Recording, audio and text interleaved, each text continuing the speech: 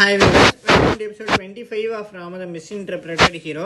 போன எபிசோட்லேயே பார்த்தோம் ராமர் லக்ஷ்மணன் ரெண்டு பேருக்கும் விஸ்வாமித்ரர் பார்க்கடல் கடைஞ்ச கதையை சொல்லிட்டு இருந்திருக்காரு. இந்த எபிசோடோட கண்டினியூட்டி தான்.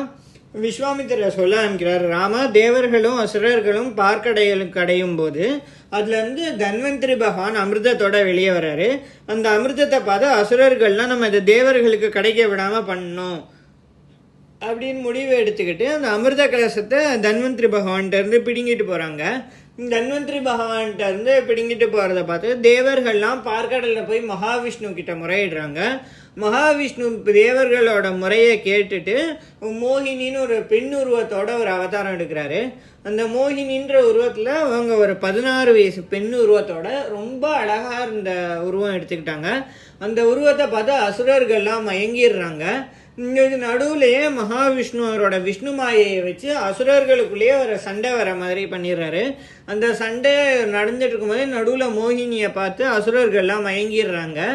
அப்போ மகாவிஷ்ணு மோகினி ரூபத்திலேருந்து நான் அவங்க எல்லாருக்கும் அமிர்தத்தை பங்கு வச்சு கொடுக்குறேன், நீங்கள் எல்லாரும் வரிசையாக வந்து உட்காருங்கன்னு அசுரர்களை ஒரு பக்கமும் தேவர்களை ஒரு பக்கமும் உட்கார வைக்கிறாங்க. முதல்ல மகாவிஷ்ணு தேவர்களுக்கு அமிர்தத்தை ஃபுல்லாக கொடுத்துட்டு இருக்கிறத பார்த்து ராகுன்னு ஒரு அசுரனுக்கு மட்டும் புரிஞ்சிருது, இது ஏதோ விஷ்ணு மாயா, இதனால நம்ம அசுரர்களுக்கு அமிர்தம் கிடைக்க விடாமல் பண்ணோன்றதுக்காக தான் இப்படிலாம் பண்ணுறாங்க, நம்ம தேவன் உருவம் எடுத்துகிட்டு போய் நம்ம தேவர்களுக்கு நடுவில் உட்காந்து நம்ம அமிர்தத்தை சாப்பிடுவோம் அப்படின்னு சொல்கிறாங்க. ராகுவும் அதே மாதிரியே பிளான் பண்ணி தேவர்களுக்கு நடுவில் ஒரு தேவர் உருவத்தில் போய் அமிர்தத்தை சாப்பிட்டுறான். ராகுவுக்கு பக்கத்தில் சூரியனும் சந்திரனும் இந்த சைடும் அந்த சைடும் இருந்து தேவர்கள் கிடையாது, இந்த ராகுன்ற அசுரன்னு கண்டுபிடிச்சிடுறாங்க. இதை பார்த்த உடனே மகாவிஷ்ணு கோபத்தில் அவரோட சுதர்சன சக்கரத்தால் ராகுவோட தலையை கட் பண்ணிடுறாரு. ஆனால் ராகு அதுக்குள்ளே அமிர்தத்தை சாப்பிட்டதுனால ராகுவோட தலைக்கு தனியாக உயிர் இருக்குது, உடம்புக்கு தனியாக உயிர் இருந்திருக்கு. அந்த தலையோட ஒரு பாம்பு தலையை உடம்பை சேர்த்துடுறாங்க. அதே மாதிரி அந்த உயிர் இல்லாத உடம்போட ஒரு பாம்பு தலையை சேர்த்துடுறாங்க.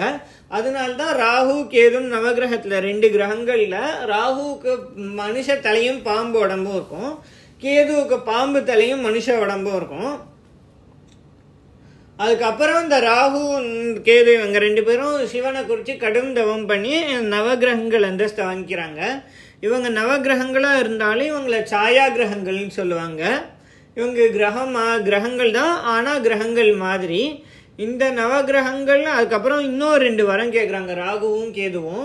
இந்த ராகுவுக்கு சூரியன் மேலேயும் சந்திரன் மேலேயும் ரொம்ப கோபம் இருந்திருக்கு. அதனால நான் வருஷத்தில் இல்லை குறிப்பிட்ட நாட்களில் நான் சூரியனையோ இல்லை சந்திரனையோ நான் விழுங்கணும் அப்படின்னு ராகு சிவபெருமான்கிட்ட வரம் கேட்டோடனே சிவபெருமான் சொல்கிறாரு, நீங்கள் சூரியனையோ சந்திரனையோ நீங்கள் விழுங்கிட்டீங்கன்னா அந்த உலகத்துக்கு இருட்டாயிரும், அதனால நீங்கள் குறிப்பிட்ட சில டைமில் மட்டும் நீங்கள் சூரியனையோ சந்திரனையோ இது பண்ணிக்கலாம், அந்த காலத்தை கிரகணம்னு சொல்லுவாங்க அப்படின்னு சிவபெருமான் ராகுவுக்கும் கேதுவுக்கும் வரம் கொடுத்துட்டு மறைஞ்சிடுறாரு.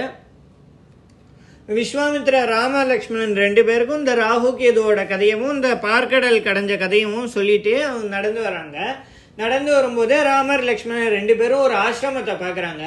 அந்த ஆசிரமம் ரொம்ப தெய்வீக தன்மையோடு இருக்குது, ஆனால் ரொம்ப பாலடைஞ்சு யாருமே இல்லாத ஆசிரமமாக இருந்திருக்கு. அந்த ஆசிரமத்தை பார்த்து ராமர் லக்ஷ்மணன் விஸ்வாமித்திரர்கிட்ட கேட்டிருக்காங்க, குருவே இந்த ஆசிரமத்தில் யார் இருந்திருக்காங்க, என்ன நடந்ததுன்னு ஃபுல்லாக சொல்லணுன்னொன்னு விஸ்வாமித்திரர் சொல்ல ஆரம்பிக்கிறாரு. அந்த ஆசிரமத்தில் யார் யாரெல்லாம் இருந்தாங்க, அந்த ஆசிரமத்தில் என்ன நடந்தது, இப்போ ஏன் அந்த ஆசிரமத்தில் யாரும் இல்லைன்றதெல்லாம் நம்ம நெக்ஸ்ட் எபிசோடில் பார்ப்போம். இந்த மாதிரி நிறைய வீடியோஸ் சேனலை லைக் பண்ணுங்கள், ஷேர் பண்ணுங்கள், சப்ஸ்கிரைப் பண்ணுங்கள். தேங்க்யூ.